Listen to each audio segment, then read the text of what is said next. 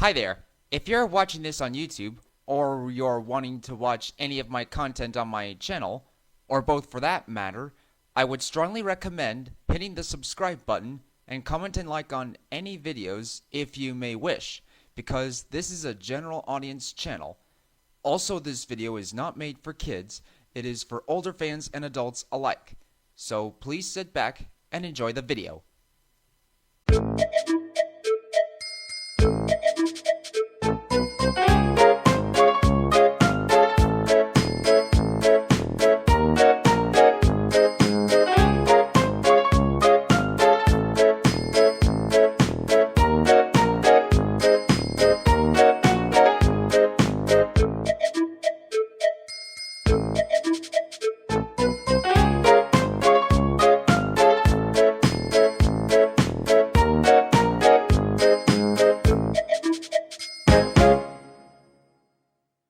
A Pinching Comeback. Written and told by julyleonard. Diesel 10, the big menacing diesel with a claw on his rooftop, had fallen off the Big Dipper, the largest viaduct on the island of Sodor, into a sludge barge after he failed to destroy Thomas and Lady the Lost Engine for the second time. When he arrived at Brandon Docks, he saw the Fat Controller waiting for him with a stern look on his face. "So, this is what happens when someone attempts to cause chaos behind my back," he said. "I should have known better than to invite you back here, Diesel 10. And I especially will not tolerate your brutal actions towards my engines on my railway. As soon as you are mended, I will decide what to do with you," he finished, and walked sternly away. Cranky the Crane lifted Diesel 10 out of the sludge barge and loaded him onto a flat truck. Then Geoff took him to Crovan's Gate Works. The hydraulics of his claw, or Pinchy as he called it, were badly damaged, so new hydraulics had to be made completely from scratch. A few years went by, till at last Diesel 10 was fully repaired. The Fat Controller decided to send him to the Sodor Iron Works, where he'll be safe and out of the way, and to load and unload scrap iron. He also figured that he could be used for maintenance as well. To add as an extent, he brought in Splatteranddodge to assist him after their respective incidents, even though they were reluctant, but gained respect for him. "The Empire of the Boss is assembled once again," he said. Even the Scrap Diesel twins, Ari and Bert, were impressed. As time went by, summer rolled into the island of Sodor. The construction of the Sodor airport had begun, and Ari and Bert were called away, leaving Diesel 10, Splatteranddodge alone with Lucy the Ironworks to manage the scrap metal on their own.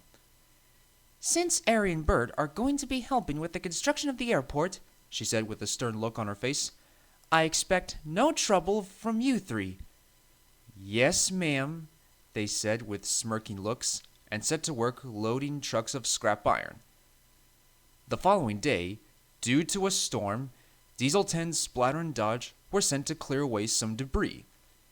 Whenever they're loading their truckloads of scrap, Thomas would come by nervously and avoid the three. Days went by until at last the Sodor airport was finally complete. However, Thomas had an accident with some trucks crashing into a water tower, causing it to crash onto the runway and the trucks to block the tracks.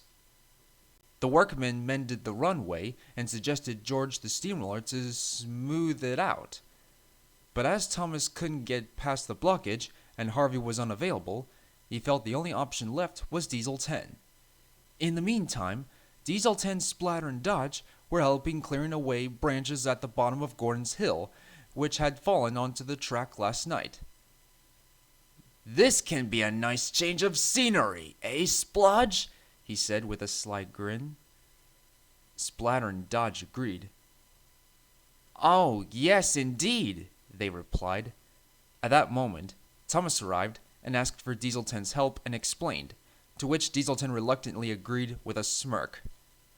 "Splodge, find a crane to help clear away the rest of the mess," he said.